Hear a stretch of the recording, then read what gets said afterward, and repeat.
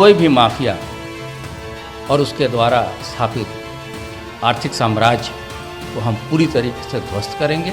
आने वाले समय में और भी इस तरह के दुर्दांत माफियाओं के विरुद्ध हमारी कार्रवाई अनवरत जारी रहेगी। न्यायपालिका ने न्याय दिया है, मैं उनके न्याय का सम्मान करती हूँ। ये कारावास में भी घटना कर सकते हैं, इस वजह से मैं फांसी की ही मांग करूँगी उनसे।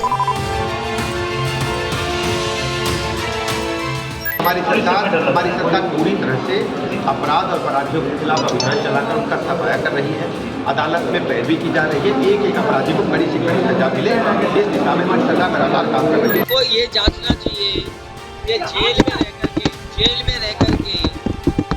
जेल में रह करके उनसे पर्चा भरवाने के लिए चुनाव में कौन कौन से अधिकारी, कौन से भारतीय जनता पार्टी के नेता मिले रहे, और जो कोर्ट का फैसला है वो सबको स्वीकार होगा।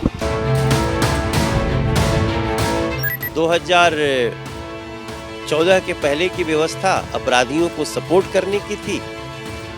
2014 के बाद ये सारे केस तेजी से चल रहे हैं और अपराधी हो, भ्रष्टाचारी हो, बच नहीं पाएगा, ऐसा विश्वास दिलाते हैं देश को।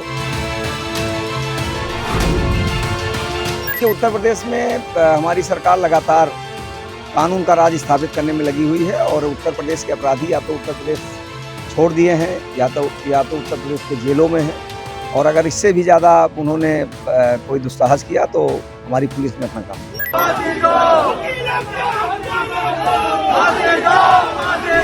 इसी इस माफिया को मिट्टी में मिला देंगे, सरकार में देंगे।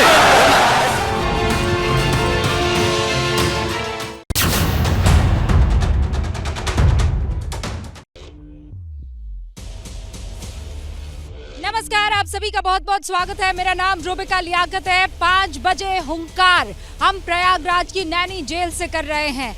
44 साल बाद एक अपराधी को सजा मिलती है। 44 साल इसलिए क्योंकि 1979 में पहली बार अतीक अहमद ने गुनाह किया, लेकिन जो 2007 में केस दर्ज हुआ उसके 17 साल बाद, यानी उमेश पाल किडनैपिंग केस में 17 साल के बाद आज अतीक अहमद को जिंदगी में पहली मर्तबा दोषी साबित किया गया है और आजीवन कारावास की सजा सुनाई गई है। हमें तो ये भी जानकारी मिल रही है कि अभी तक पुलिस ने अतीक अहमद की या अशरफ की इसी उमेश हत्याकांड के मसले में कस्टडी नहीं मांगी है। इसका मतलब आप समझ रहे हैं। उस पहलू पर आगे हम बात करेंगे, लेकिन सारे खास मेहमान हमारे साथ जुड़े हुए हैं वो इसलिए क्योंकि आज से पहले तक ऐसा कभी नहीं हुआ कि 100 से ज्यादा मामले जिस अपराधी पर, जिस माफिया पर दर्ज हो उसका कन्विक्शन ना हो पाए। अभी जानकारी ये मिल रही है कि थोड़ी देर के बाद साबरमती की जेल में दोबारा भेज दिया जाएगा अतीक अहमद को। अतीक अहमद को धमकाने के लिए जो वो लगातार यहाँ उत्तर प्रदेश की जेल से अपना साम्राज्य, अपना नेटवर्क जो है और तगड़ा करते चला जा रहा था। माफिया जो है वो लोगों को धमका रहा था, और उसी में से एक ऐसा केस था जिसमें सुप्रीम कोर्ट ने ये आदेश दिया था कि उत्तर प्रदेश की किसी जेल में नहीं बल्कि साबरमती की जेल में अतीक अहमद को शिफ्ट कर दिया जाए। और इसीलिए जिस साबरमती जेल से अतीक अहमद को लाया गया, आज उसे दोबारा कुछ ही मिनटों बाद, इनफैक्ट 1 आध घंटे बाद दोबारा साबरमती जेल में शिफ्ट किया जाएगा। हमारे साथ अनिला सिंह, बीजेपी की राष्ट्रीय प्रवक्ता हमारे साथ जुड़ चुकी हैं, और हमारे साथ बाकायदा उत्तर प्रदेश के पूर्व डीजीपी भानु प्रताप सिंह साहब भी जुड़ चुके हैं। भानु प्रताप जी, शुरुआत में आपसे इसलिए करना चाहूंगी क्योंकि आपने इसी उत्तर प्रदेश में उसका गुंडा राज, उसका माफिया राज, उसका जो राजनीतिक तंत्र है उसे देखा होगा, और आज की तारीख हमें जानकारी मिल रही है कि जब कोर्ट में वो मौजूद था, अपने इस फैसले को सुनकर वो इतना मायूस हुआ, इतना दुखी हुआ कि मुंह लटका हुआ था और आंसू आंखों में साफ तौर पर दिखाई दे रहे थे। आपका कहना सही है बिल्कुल, क्योंकि मुझे भाग्य से इस पद का उत्तरदायित्व निर्वहन करने का अवसर भी मिला था जब मैं 1990 में पुलिस अधीक्षक नगर प्रयागराज के रूप में नियुक्त किया गया था। और नियुक्त के 1 माह के अंदर ही कुछ ऐसे घटनाक्रम हुए थे कि मुझे अतीक अहमद के ऊपर छापा भी डालना पड़ा था, और मुझे फर्स्ट हैंड इसका अनुभव है और एक्सपीरियंस है कि इस दुर्दांत अपराधी का कितना प्रभाव था, कितना आतंक था समाज में, और आज कन्विक्शन होने का इसका बड़ा अच्छा प्रभाव पड़ेगा समाज पर। आप बिल्कुल सही कह रहे हैं, क्योंकि बहुत सारे अधिवक्ता वहाँ पे जब हम कोर्ट के बाहर मौजूद थे तो उन्होंने बार बार यही बात कही थी कि हमने देखा है कि कैसे वो ज़मीन पर कब्जा कर लिया करता था, हमने देखा है कि लोग रोते बिलखते हमारे पास आते थे और हम कुछ नहीं कर पाते थे, और आज की तारीख में वही घुटनों के बल उस कानून के सामने झुका हुआ नजर आया है। अनिला सिंह भी हमारे साथ मौजूद है। अनिला जी, इसको राजनीतिक तौर पर भी देखा जा रहा है, क्योंकि 2024 में उत्तर प्रदेश की जो वो 80 सीटें हैं उस लिहाज से वो महत्वपूर्ण हो जाती है कि आज से पहले तक किसी भी पार्टी का यहाँ पर इस सूबे में राज रहा हो, लेकिन MP MLA कोर्ट में जो त्वरित कार्रवाई होनी चाहिए थी वो किसी सरकार में नहीं हो पाई, बल्कि योगी राज में हो पाई। मेरी सबको राम राम। और आज का जो फैसला आया है अपने आप में एक नजदीक है। मेरी आवाज एको कर रही है, इसलिए अगर ठीक हो जाए तो बेहतर होगा। एको प्लीज ठीक करवा दीजिए अनिला जी की। तब तक अनिला जी आप अपनी बात जारी रखिए। जी, समाजवादी पार्टी, BSP ऐसे राजनीतिक दलों ने उत्तर प्रदेश को एक ऐसा प्रदेश बना दिया गया था कि उसकी पहचान गुंडा गर्दी, बदमाश, माफिया, डॉन इससे होती थी। उत्तर प्रदेश को उत्तम प्रदेश बनाने का कभी प्रयास ही नहीं किया गया। परंतु ये होता है ना कि हर एक चीज का एक समय होता है। योगी आदित्यनाथ जी ने जब शपथ ली उत्तर प्रदेश के मुख्यमंत्री के रूप में, सबसे पहले उन्होंने एजेंडा क्या उठाया? एजेंडा ये उठाया कि इस प्रदेश को मैं अपराधी और अपराधीकरण से मुक्ति दिलाऊंगा। और उसके तहत ही आप देखिए जो भी पूरा प्रोसेस चला है। आज अतीक अहमद और उसका भाई कैसे फुट फुट के रो रहे थे, बेहोश होकर गिर रहे थे। क्यों भाई? जब आप दहशत फैलाते थे, ऐसे राजनीतिक दलों का साथ लेकर आप आगे बढ़ रहे थे, पूरा साम्राज्य बना रहे थे, तब आपने नहीं सोचा था कि कभी योगी आदित्यनाथ जी जैसा मुख्यमंत्री भी उत्तर प्रदेश में मुख्यमंत्री बनकर आएगा और आपकी उल्टी गिनती शुरू हो जाएगी? मैं तो कहती हूँ कि आज ऐसी नजीर स्थापित हो गई है कि आगे आने वाले समय में भी कोई भी सरकार हो, अगर उल्टा सीधा काम करेगी, दहशतगर्दों के साथ अगर अपनी सत्ता चलाने का प्रयास करेगी, यानी कि उनका पैसा मेरा पैसा, दोनों का नंबर 2 का पैसा, एडजस्टमेंट, दहशतगर्दी, राजनीति, वोट डलवाओ। अनिला जी, अभी समाजवादी पार्टी के प्रवक्ता हमारे साथ नहीं जुड़े हैं, लेकिन उनका जो कहना है कि इस अतीक अहमद का इस्तेमाल तो भारतीय जनता पार्टी ने भी खूब किया है। उन्होंने तो बाकायदा ये आरोप लगाया है कि आपके साथ भी आपकी बड़ी तारीफें किया करता था अतीक अहमद, योगी राज की बड़ी तारीफ किया कर रहा था, और वो इसलिए क्योंकि कोई चुनावी गुणा भाग था, और आज अतीक अहमद चूंकि दोषी करार दिया जा चुका है, इसलिए बीजेपी जो कोर्ट का फैसला उसे अपना फैसला बताकर फायदा लेने की कोशिश कर रही है। इसका जवाब आप दीजिएगा। हर्षवर्धन त्रिपाठी जी भी हमारे साथ जुड़ चुके हैं। हर्षवर्धन जी, बहुत बहुत आपका स्वागत है। मुझे आज ही ये जानकारी मिली है कि आप खुद प्रयागराज से ताल्लुक़ रखते हैं, तो आपको तो फर्स्ट हैंड बहुत सी ऐसी जानकारियां होंगी अतीक अहमद के बारे में, उसके गुर्गों के बारे में, अशरफ के बारे में, उस पूरे परिवार के बारे में, जिसमें से अभी भी अतीक अहमद की बीवी तो लापता है और बाकी पूरा का पूरा कुनबा यहाँ जेल में है। हर्षवर्धन जी, मैं आपका रुख करूं उससे पहले संजय त्रिपाठी मेरे सहयोगी जुड़ चुके हैं, जरा उनका रुख करते हैं। संजय, क्या जानकारी मिल रही है अभी? जानकारी मिल रही है कि अदालत के बाद में अतीक अहमद को जेल ले जाया गया है और 5:30 बजे के आसपास उसको वापस साबरमती जेल ले जाएगा, क्योंकि व्यवस्था यही है, उसको केवल उमेश पाल अपहरण कांड में सज़ा सुनाने के वक्त मौजूद रहने के लिए बुलाया गया था। अब सज़ा सुनाई जा चुकी है और ऐसे में उसको वापस साबरमती जेल में भेजा जाएगा। उसके लिए बैठक की जा रही है। अतीक अहमद और उसका जो पूरा काफिला था, जो फ्लीट हमने देखी थी अतीक अहमद की, वो सारी इस वक्त नैनी जेल में होने की जानकारी मिल रही है और वहीं पर मंथन चल रहा है कि किस तरीके से सुरक्षा इंतजाम होंगे और उसके बाद अतीक अहमद को यहाँ से ले जाया जाएगा। चूँकि जेल परिसर में अतीक अहमद मौजूद है, जेल के अधिकारियों से हमारी बात हुई, उन्होंने कहा कि हम जेल के भीतर नहीं ले जाएंगे, क्योंकि अब ये कार्यवाही साबरमती जेल के स्तर से होगी क्योंकि वहीं का ये बंदी है, वहीं का कैदी है। तो अब थोड़ी ही देर में जो सोर्सेज बता रहे हैं कि अतीक अहमद का काफिला जिस तरह से साबरमती से प्रयागराज आया था, उसी तरह से प्रयागराज से वापस साबरमती ले जाया जाएगा। फ़र्क इतना होगा कि अब अतीक अहमद एक सजा याफ्ता बंदी की तरह साबरमती जेल पहुँचेगा। रुका बस मुझे एक और बात बताइए संजय, आप कह रहे हैं कि यहाँ जेल के अंदर नहीं ले जाया जाएगा, यानी बैरक पे नहीं ले जाया जाएगा, तो फिर इस वक्त कहाँ है और अशरफ का क्या होगा? देखिए, अशरफ को तो बरेली जेल सीधे ले जाया गया।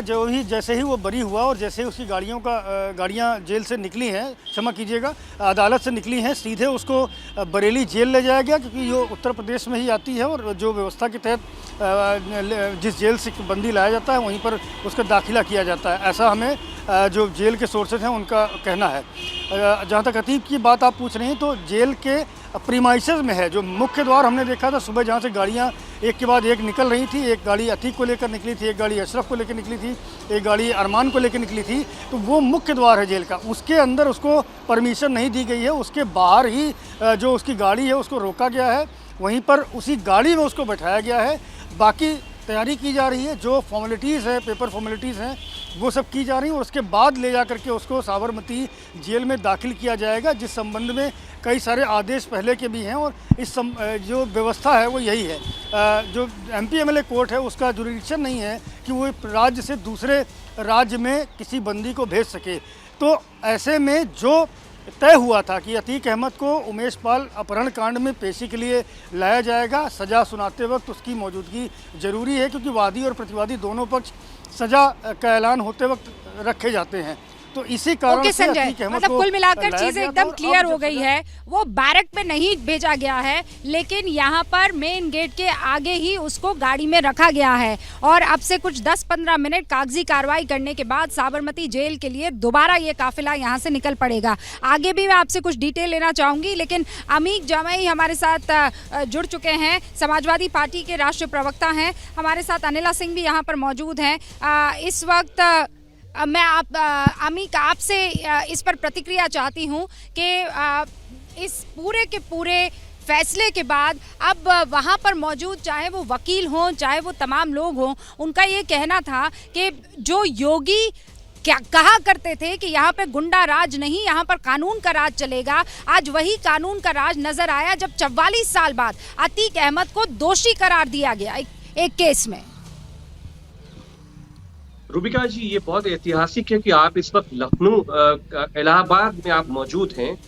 मैं चाहूंगा कि जो अभी उनके गवाह का हत्याकांड हुआ, उस दिन फ्लोर पे थे आदरणीय मुख्यमंत्री जी, जो मेन शूटर थे, जो मेन कल्प्रिट थे, आप जानती हैं रूबिका, अभी तक वो उत्तर प्रदेश पुलिस की गिरफ्त में नहीं आ चुके हैं।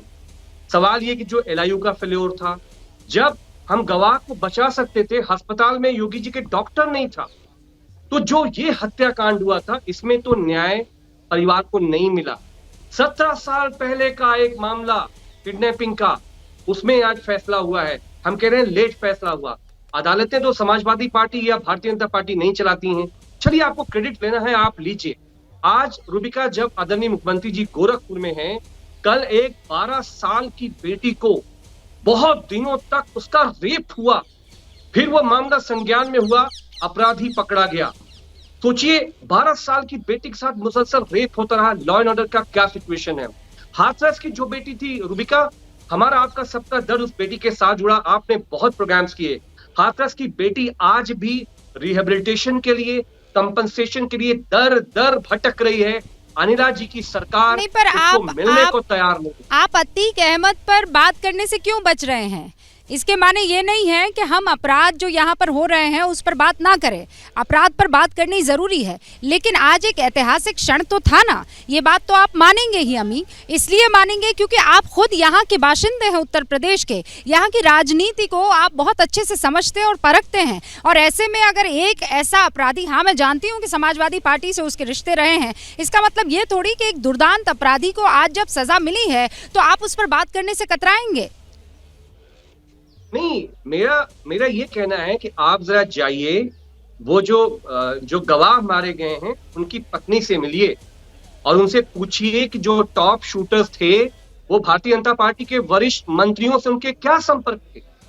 क्या पारिवारिक रिश्ते मैं इल्जाम नहीं लगा रहा हूँ, सैकड़ों फोटोग्राफ्स हैं जो मेन शूटर। अमीक भाई, मुझे आपकी आवाज नहीं आ पा रही है, मुझे लगता है कि मुझे थोड़ा सा नेटवर्क ठीक कराना होगा। और एक तो आप जानते हैं कि मैं आउटडोर से आपके साथ जुड़ी हुई हूँ, इसीलिए मैं आपकी आवाज़ कट कट के मुझे आ रही है, वो मुझे ही आ रही है या जनता को भी, ये मैं नहीं समझ पा रही हूँ। मैं ठीक करती हूँ, तब तक मेरी टीम भी मुझे बता देगी। नहीं, मैं सुन तो पा रही हूँ अमीक भाई, मैं सुन तो पा रही हूँ, लेकिन आवाज़ आपकी कट कट के आ रही है। अच्छा, तो मैं कह रहा हूँ कि जो प्यादे थे उनका इनकाउंटर हुआ, जो मैं उसे ठीक कराती हूँ। शूटर थे, हाँ, सरकार ने उनको बचाने का काम किया। वो नेपाल कैसे भागे? अनिला जी, आपने अमीक जामई को सुना, वो जो बात कह रहे हैं उसको किस तरीके से आप रिस्पॉन्ड करेंगी?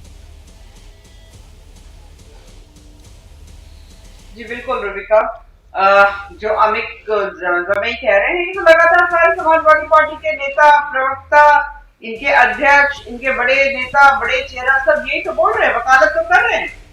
अतीक अहमद, उसके गुर्गे, उसके परिवार की केवल और केवल वकालत कर रहे हैं। यहाँ पर बैठ कर क्या जमई साहब ने एक बार भी कहा कि आज जो फैसला आया है वो अपने आप में नजीर स्थापित करता है? खंगालने लगे कि कौन किसके साथ किसकी फोटो है, किसकी पिक्चर है। अरे कितने अपराधियों की, जघन्य अपराधियों की फोटो जो है आपके नेताओं के साथ रही है। पर रामगोपाल यादव, आपके बड़े चेहरा है ना, चचा जान अखिलेश यादव जी के, किसी करके उन्होंने क्या कहा, बेचारे अतीक अहमद की हत्या ना हो जाए, कहीं एनकाउंटर ना हो जाए, कहीं गाड़ी ना पलट जाए। ये मानसिकता है आप लोगों की। विधानसभा में जब योगी आदित्यनाथ जी ने दहाड़ कर बोला था ना कि ये जितने माफिया हैं तो जमीन में मैं गाड़ दूंगा, मट्टी में मिला दूंगा, पैर कैसे कांप गए थे आपके नेता के जवान लड़खड़ाने। नहीं, लेकिन अनिला जी, समाजवादी पार्टी तो उन माफियाओं के नाम आपको गिना देती है जिनके ऊपर आपकी नजर नहीं पड़ती है। अमीक जामई अभी उसका जवाब भी दे देंगे आपको, लेकिन आप आज की तारीख में जो बात योगी आदित्यनाथ ने कही थी वो सीधे तौर पर होती हुई दिख रही है, उसकी पुष्टि होती हुई दिख रही है, इसमें कोई दो राय नहीं है। लेकिन क्या वाकई गुंडा राज और माफिया राज का खात्मा हो गया है, इसका जवाब समाजवादी पार्टी के नेता को देने दीजिए, क्योंकि वो उन चीजों पर ज्यादा पैनी नजर रखते हैं जो योगी आदित्यनाथ की सरकार नहीं कर पा रही है। और जब वो होने लगेगा तब कहा जा सकता है संपूर्ण विकास हो रहा है। तो अमीक, आप जवाब दीजिए। जो अनिला सिंह कह रही थी, दहाड़ मारकर योगी आदित्यनाथ ने कहा था कि यहाँ या तो गुंडे अपराध छोड़ देंगे या फिर यहाँ की सीमा लांघ जाएंगे, और यही इस वक्त अतीक अहमद का हश्र हो रहा है।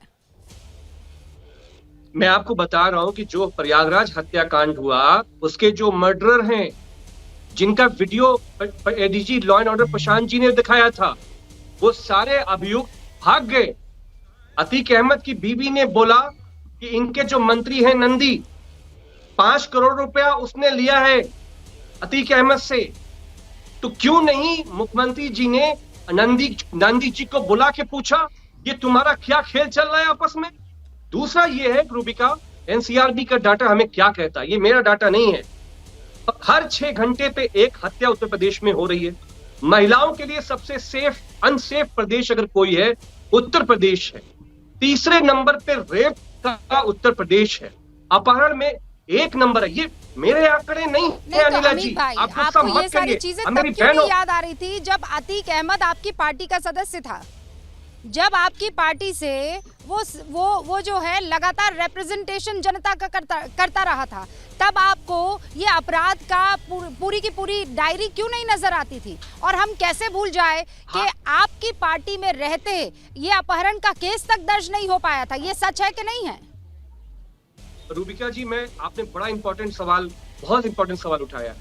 अखिलेश यादव जी जिस दिन से, पहले दिन से समाजवादी पार्टी के अध्यक्ष बने, जिस दिन से मुख्यमंत्री बने, जितने भी टेंटेड लोग थे उन्होंने बिग नो एंट्री का बोर्ड लगाया समाजवादी पार्टी में और सरकार में। लेकिन क्या अनिला जी बताएगी, आदरणीय मुख्यमंत्री जी अगर सरकार नहीं आती, उनके ऊपर जितने भी जघन्य अपराध के केस थे, केशव मौर्य जी पे जघन्य अपराध के केस थे, क्या अगर सरकार नहीं आती तो वो वापस आ जाते? वापस नहीं आते। तो भारतीय जनता पार्टी के पास कोई भी इकबाल नहीं है कि वो समाजवादी पार्टी और अखिलेश यादव जी जैसे साफ सुथरे चेहरे पर दाग लगाने का काम करे। हमने तो नो एंट्री लगाई। अतीक जी हमारी पार्टी में नहीं रहे, लेकिन नंदी जी से 5 करोड़ का क्या रिश्ता है? अरे सर, नहीं रहे हैं, लेकिन ये तो बात सच है ना कि आपकी पार्टी की सरकार थी और केस तक नहीं दर्ज करवा पाया था उमेश पाल अपनी किडनैपिंग का। 2007 में जब बीएसपी की सरकार आई तब जाकर ये केस दर्ज हो पाया। ये तो बात मानेंगे कि नहीं मानेंगे आप? तो आप ये मानती हैं कि जो बीएसपी की उपलब्धि है वो आप भाजपा से जोड़ रही हैं? भारतीय जनता पार्टी के साथ केशव मौर्य जी हो या नंदी जी हो, इनके तो संबंध उजागर है। पूरे प्रयागराज में आप जाइए, मिलिए लोगों से। आप ये जो बेचारा मार दिया गया निर्दोष आदमी जो गवाह था, इसकी कोई गलती नहीं थी। आपने मेरे सवाल को क्यों मिस कर दिया? आप बहुत समझदार प्रवक्ता है, ऐसा तो हो नहीं सकता कि मेरे सवाल को ना समझे हो। नहीं, मेरे सवाल पे आप बीजेपी पर क्यों कूद गए? मेरा सवाल क्या था? ये बात सच है कि नहीं कि समाजवादी पार्टी की सरकार में उमेश पाल किडनैपिंग एफआईआर दर्ज नहीं हो पाई थी, हाँ कि ना? मैं आपसे पूछ रहा हूँ कि एफआईआर जब दर्ज हुई, आज जब कोई केस अदालत में चलता है, तो क्या समाजवादी पार्टी, भारतीय जनता पार्टी चलाती है उस केस को? ऐसा तो नहीं है ना रूबिका। लेकिन मेरा जो सवाल है वो आप भी बच रही हैं उससे कि जितने शूटर थे प्रयागराज, ये आपको नहीं पता है कि अतीक अहमद किस तरीके से अपना नेटवर्क चलाता था? ये आपको नहीं पता है कि वो जितने भी अतीक अहमद के खिलाफ गवाह थे उन सब ने अपनी बात से पलटी मार ली थी? ये आपको नहीं पता है कि इस शख्स को जब किडनैप किया गया था, अब वो इस दुनिया में नहीं है, उमेश पाल, उसको भी जब किडनैप किया था तो तीसरे दिन जब वो आया था इतना खौफ में था, उसको ऐसे झटके करंट के दिए गए थे कि उसने भी गवाही देने से मना कर दिया था। ये आप नहीं जानते हैं? और ऐसा शख्स आपकी पार्टी के साथ रहा। आज की तारीख में ये बात तो मानिए कि इसको जेल की सलाखों के पीछे होना चाहिए था, और आज नहीं, 17 साल बाद नहीं, 44 साल बाद नहीं, बहुत पहले ये काम हो जाना चाहिए था। रूबिका जी, मैं आप तो गिना रही हैं 20 साल 25 साल पहले की कहानी, लेकिन राष्ट्रीय अध्यक्ष जी माननीय अखिलेश यादव जी की जिंदगी के बाद की आप बात नहीं गिना रही। मैं ये पूछ रहा हूँ कि आदरणीय मुख्यमंत्री जी पर जघन्य अपराध के केस थे, केशव मौर्य जी पे सीरियस क्राइम के चार्जेस थे, चंदा चोरी के चार्जेस थे, लेकिन अपनी सरकार में सब वापस ले लिए गए। अतीक जी को अदालत जो फैसला करेगी हम उसके साथ में हैं। किसी को भी क्राइम का जगह राजनीति में नहीं होना चाहिए, लेकिन जिस निर्दोष व्यक्ति को मारा गया, क्या नंदी जी, जवाब दीजिए, क्या केशव मौर्य जी जो बात कह रहे हैं उस पर जवाब दीजिए। अमित जामिल जो बात कह रहे हैं, अनिला जी मेरी आवाज आप तक पहुंच रही है, लेकिन इस बीच भानु प्रताप सिंह साहब भी हमारे साथ मौजूद है। बिल्कुल सुनाई दे रही है। लेकिन हाँ अनिला जी मेरी आवाज आप तक पहुंच रही है, रिस्पॉन्ड कीजिए। मैं बस 10 सेकंड लूंगी जी, 10 सेकंड लूंगी। फिर भानु प्रताप सिंह जी जो है आउटस्टैंडिंग ऑफिसर रहे हैं उत्तर प्रदेश के, और वेरी वेल लर्नेड, मतलब बेहद लर्नेड अधिकारी, आउटस्टैंडिंग अधिकारी रहे हैं। और ये अभी आपको बहुत कुछ अतीक अहमद के बारे में भी बताएंगे, पर अभी अमित जामिल जी ने अतीक को अतीक जी कहकर अभी पुकारा। तो ये मानसिकता देखिए, हमारे मुख्यमंत्री, हमारे उप मुख्यमंत्री के ऊपर कोई जघन्य अपराध के मुकदमे नहीं है। दूसरी बात यह है, आपने हमारे मुख्यमंत्री जी को अपने समय में उनकी हत्या कराने का पूरा बयान किया, ये सच्चाई है। अब एनसीआरबी के आंकड़ों के बारे में बात करते हैं। मैं भी एनसीआरबी के आंकड़ों शांत होकर बैठी, जब आप बोल रहे थे तो मैं नहीं बोल रही थी। कंपैरेटिव एनालिसिस, थोड़े पढ़े लिखे तो आप भी है ना। डकैती में 70% की कमी आई है, लूट में 70% की कमी आई है, बलात्कार में 52% की कमी आई है। और आप अमित जामिल रिस्पॉन्ड करना चाहते हैं, 30 सेकंड। अमित जामिल 30 सेकंड, उसके बाद अनिला जी 30 सेकंड में आपको दूंगी। अमित जामिल 70,000 अपराधियों के खिलाफ गैंगस्टर एक्ट लगाया है, 900 अपराधियों के खिलाफ एनएसए लगी है। हाँ, यहाँ पे 180 के करीब जो दुर्दांत अपराधी थे वो एनकाउंटर में मारे गए हैं। एनकाउंटर में तकरीबन 5,000 से ज्यादा अपराधी घायल हुए हैं। इनको समझ में नहीं आता। मैं पश्चिमी उत्तर प्रदेश से आती हूँ, मेरठ जोन में तकरीबन 63 अपराधी ऐसे हैं जो कि मारे गए हैं। इनको अपराध कब होता दिखाई नहीं देता है। कौन सा चश्मा पहन कर बैठे हुए हैं साहब आप लोग? अनिला जी अब अमित जामिल एक बार रिस्पॉन्ड करेंगे और उसके बाद मैं आपको मौका दूंगी, 30 सेकंड। ये पश्चिम और उत्तर हमेशा अपने आप को जोड़ती हैं। बताना पड़ेगा कि जब किसानों का हत्याकांड हुआ, अजय मिश्रा गृह मंत्री टेनी ने उनके ऊपर थाल चलाई।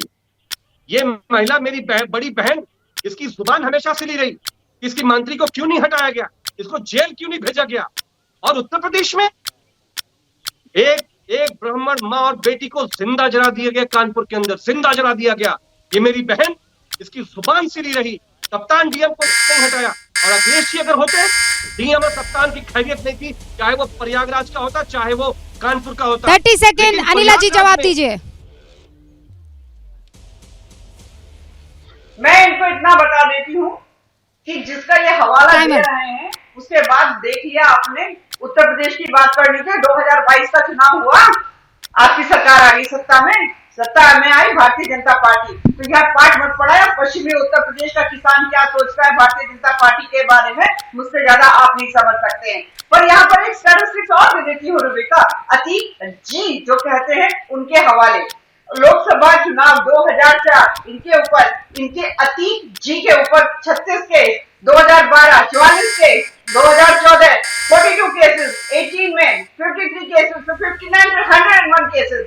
पर इन्हें अतीक जी कहने से फुर्सत नहीं होती है, क्योंकि ये लोग उनको पालते पोसते। एक मामूली आदमी जिसका इतना बड़ा साम्राज्य बन गया, हजारों करोड़ की संपत्ति हो गई, जहां पे हाथ लगा दिया उसी को कब्जा कर लिया, उनको ये पाल पोस रहे थे। इनके नेता कहते हैं कहीं उसकी हत्या ना हो जाए, हमें पाल पढ़ाएंगे। अब मेरी बात सुनिए, आप अपने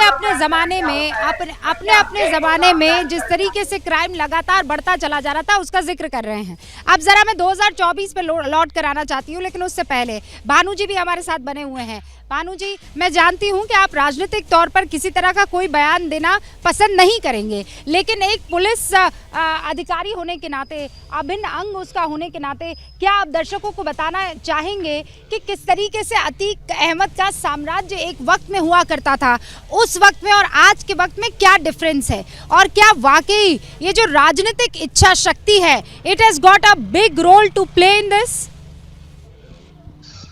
देखिए, आपके प्रश्न के दो भाग हैं। पहला तो ये है कि आज जिस अपराधी को, अतीक दुर्दांत अपराधी को सजा सुनाई गई है, उसका क्या साम्राज्य था, इसमें कोई दो राय नहीं कि ये इसका आतंक कितना व्यापक था कि दिन दहाड़े लोगों को उठा लेना, जमीनों पे कब्जा कर लेना, सिविल लाइंस जैसे प्रेस्टिजियस और प्रिस्टीन इलाके में प्रयागराज में जिसके मकान चाहे, जिसकी जमीन चाहे, या प्रयागराज में क्या कई जगह जिसकी जमीन चाहता था ये लिखवा लेता था, लोगों को उठवा लेता था। तो ये तो बात सही है कि इसका बहुत बड़ा आतंक था और लोग इसके खिलाफ बोलने से बहुत कतराते थे। दूसरा, निश्चित ही इसका राजनीतिक विषय था। मैं जब पुलिस अधीक्षक नगर था तब ये भी एक सत्तारूढ़ पार्टी का, उस समय जो सत्तारूढ़ पार्टी थी उसका ये विधानसभा का सदस्य भी रहा है। अपराधी पलता पोसता है तो राजनीतिक विषय का उसमें एक बहुत बड़ा हाथ होता है, और जब राजनीतिक विषय नहीं होता है तो उसका परिणाम निश्चित ही देखने को मिलता है, जो इस समय देखने को मिल रहा है। जहां तक अपराध का प्रश्न है तो आंकड़ों पे मैं नहीं जाता, पुलिस विभाग में कहा जाता है और वैसे भी कहा जाता है कि जनता जो महसूस करती है, जनता जो अनुभव करती है लॉ एंड ऑर्डर का, कानून व्यवस्था का, वही असली पैमाना माना जाता है। निश्चित तौर पे इस समय जनता में सुरक्षा का माहौल है। अमीक जी, ये पुलिस के वो अधिकारी बात कर रहे हैं इस वक्त जिनका किसी पार्टी से कोई लेना देना नहीं है, किसी से कोई वास्ता नहीं है। इन्होंने वर्दी में अपना कर्तव्य निभाने की कोशिश की और वो ये कह रहे हैं कि हाँ, वो कानून का राज स्थापित होता हुआ इस वक्त दिखाई दे रहा है। देखिए, कहीं भी क्राइम 0% नहीं हो सकता, ये आप भी जानते हैं, ये मैं भी जानती हूँ। अगर आगे आइंदा आपकी सरकार बनेगी तो कोई आपसे ये नहीं कहेगा कि जीरो क्यों नहीं है यहाँ पर अपराध।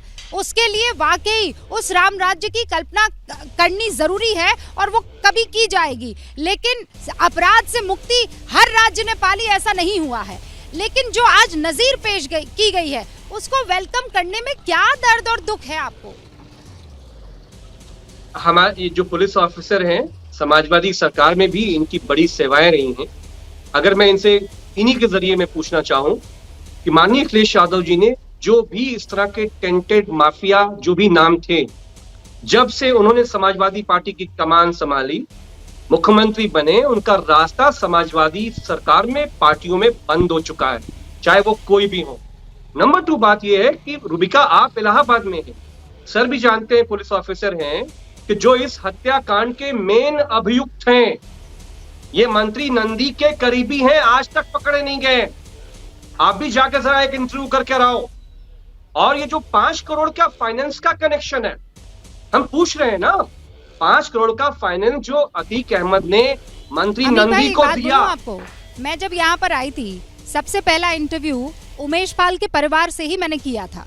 उनकी पत्नी और उनकी माता शांति देवी से जाकर सबसे पहले मैंने मुलाकात की थी, और उनसे जब मैंने पूछा तो उन्होंने मुझे ये कहा कि उन्हें इस सरकार पर भरोसा है। इसलिए भरोसा है क्योंकि आज पहली मर्तबा, मतलब ये कल की मैं बात बता रही हूँ, बीते कल की, उन्होंने कहा कि अब आज पहली मर्तबा हम देखेंगे कि ये जो अपराधी है इसको इसके कर्मों की, इसके दोष की सजा मिलेगी, लेकिन हम चाहते हैं इसको फांसी की सजा हो। जब उनसे पूछा गया कि आपके पति के जितने भी हत्यारे हैं वो अभी भी फरार चल रहे हैं, तो उन्होंने कहा कि मुझे पुलिस पर यकीन है और वो जरूर ढूंढ निकालेगी उन सारे के सारे अपराधियों को। लेकिन हैविंग सेड दैट, अनिला जी, इसका जवाब तो आपको देना पड़ेगा, आपकी पुलिस को देना पड़ेगा। इतने दिन बीत जाने के बावजूद ये लोग पकड़ में क्यों नहीं आए हैं? अतीक अहमद की बीवी शाइस्ता कहाँ है? उसका जो बेटा है वो कहाँ घूम रहा है? वो शूटर्स कहाँ गायब है? अब तक क्यों पुलिस की पकड़ में नहीं आ पाए हैं? जी बिल्कुल, पहली बात तो ये है, जमीन साहब जो है बार बार जो अतीक की बहन है जो उसने कहा है उसका हवाला दे दी कि 5 करोड़ नंदी साहब, 5 करोड़ नंदी साहब, ये बोल रहे हैं। यानी कि एक माफिया और उसके परिवार वाले को तो उन्हें बहुत ज्यादा विश्वास कि अगर उसकी बहन कह रही है, अतीक की बहन कह रही है कि भाई 5, मेरे भाई ने बोला, मेरी भाभी से बोला और मैंने सुना, मतलब डायरेक्ट नहीं कहा, मैंने सुना, उस बात पे ये विश्वास कर रहे हैं। अब आप समझ लीजिए कितने ज्यादा ये प्यार प्रेम के जंजाल में फंसे हुए हैं अतीक और उसके परिवार के साथ। इनको और कुछ समझ में नहीं आता। दूसरी बात ये कि जो हत्या कांड बहुत दुखद है, उमेश पाल, सुन लीजिए उमेश पाल हत्याकांड जो है सेल्फ बोल रहा है इस अतीक अहमद और गैंग और परिवार का। ये अतीक अहमद अच्छी तरीके से समझता है। मटिया मेट हो जाएगा साहब, कुछ हो गए, बाकी भी जो है ना जिस बिल में घुसे हुए हैं ना वहां से निकाल कर खदेड़ कर या तो मारे जाएंगे या अमित जी जवाब दीजिए। अरे आप तो कुछ आंसू बचा के जी जवाब दीजिए। सारे आंसू मत, अनिला जी रुकिए, अमित जी जवाब देंगे। कुछ आंसू बचा के रखिए आप। मैं आपसे कह रहा हूँ रूबिका जी, मैं आप इलाहाबाद में हैं, आप वहां पे जो न्यूट्रल जर्नलिस्ट हैं उनसे पूछिए ये जो भी हत्यारे हैं मंत्री नंदी जी से इनका क्या रिश्ता है? 2017 से तो हम देख रहे हैं इनके साथ सरकार में काम कर रहे हैं, वो लोग चुनाव में काम कर रहे हैं, यहां बैठ के ड्रामा कर रही हैं। एक गरीब मारा गया वहां पर जो बचाया जा सकता था। आपने एलआईयू कहां गया? आपका पुलिस कहां गया? आपका कप्तान कहां गया? उसको हटाया क्यों नहीं गया? अरे आदरणीय मुख्यमंत्री जी के साथ दिल्ली से बैठ के लोग खेल करते हैं। शरीफ आदमी हमारे योगी आदित्यनाथ जी, जिस दिन उनको फुल फ्लोर पे लॉ एंड ऑर्डर पे जवाब देना है, गुजरात से सेटिंग हो गई। मतलब आज गुस्सा आ रहा है आपको अमीक भाई? ये गुस्सा आपको तब क्यों नहीं आ रहा था जब ये अपराधी और इस अपराधी के गुर्गे यहाँ पर ये अपराध फैलाने का काम कर रहे थे? तब आपका खून क्यों नहीं खौल रहा था? तब आपने क्यों बैनर और पोस्टर लेकर अखिलेश यादव या मुलायम सिंह जी के सामने जाकर ये मांग उठाई कि इस शख्स को इस पार्टी में नहीं रहना चाहिए? ये शख्स पार्टी का नाम बदनाम कर रहा है। इस शख्स ने पार्टी का नाजायज इस्तेमाल करके या ये कहिए कि दोनों ने एक दूसरे का इस्तेमाल किया, आपने राजनीतिक तौर पर और इसने आपराधिक तौर पर। रूबिका, एक नो एंट्री अभी रिकॉर्ड पे बता रहा हूँ, अखिलेश जी जब से प्रेसिडेंट बने हैं, जब से चीफ मिनिस्टर बने हैं, किसी भी टेंटेड इंसान की समाजवादी पार्टी में एंट्री नहीं है, ना होगी। लेकिन भारतीय जनता पार्टी बताए अगर इनकी सरकार नहीं आती, आदरणीय मुख्यमंत्री जी के ऊपर सैकड़ों अपराध के केस थे, केशव मौर्य जी पे कितने जघन्य अपराध के केस थे, सब वापस ले लिए गए, सब वापस हो गए।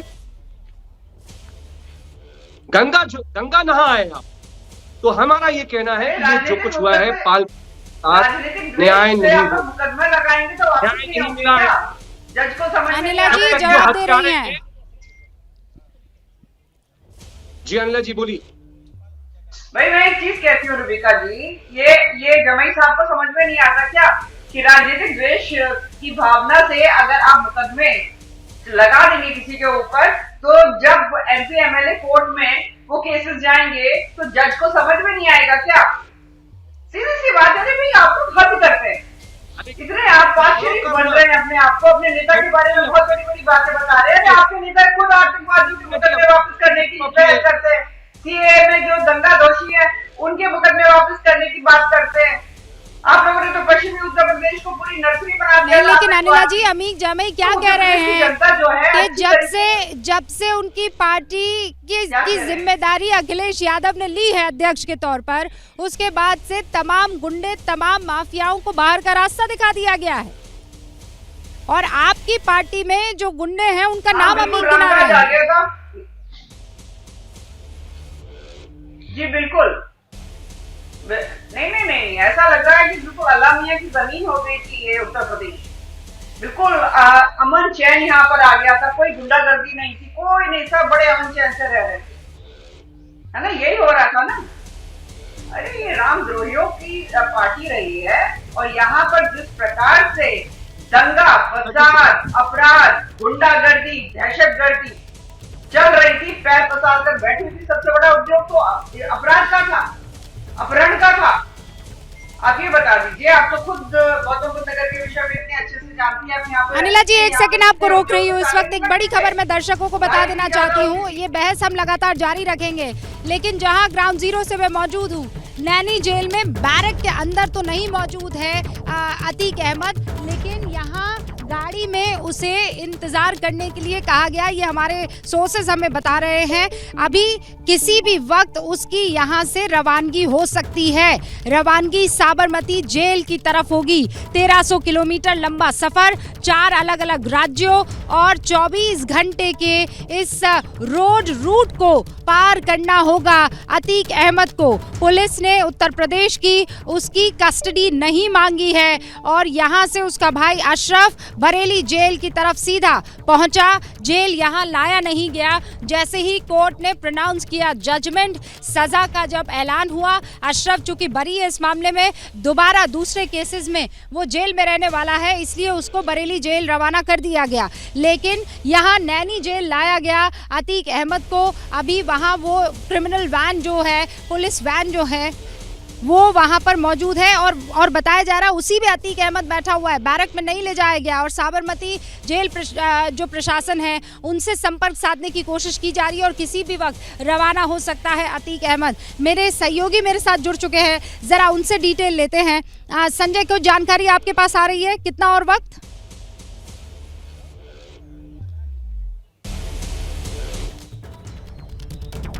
संजय से हमारा संपर्क टूट गया है। संजय से हम संपर्क साधने की कोशिश करेंगे, लेकिन हमारे साथ भानु जी भी मौजूद है, अनिला जी भी मौजूद है, अमीक जामई भी मौजूद है।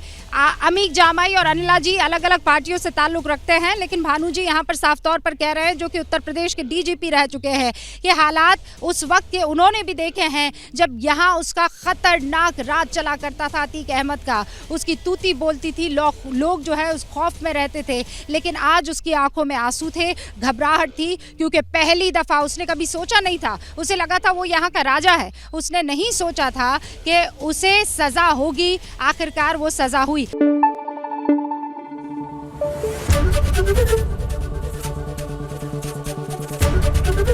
एबीपी न्यूज़ आपको रखे आगे।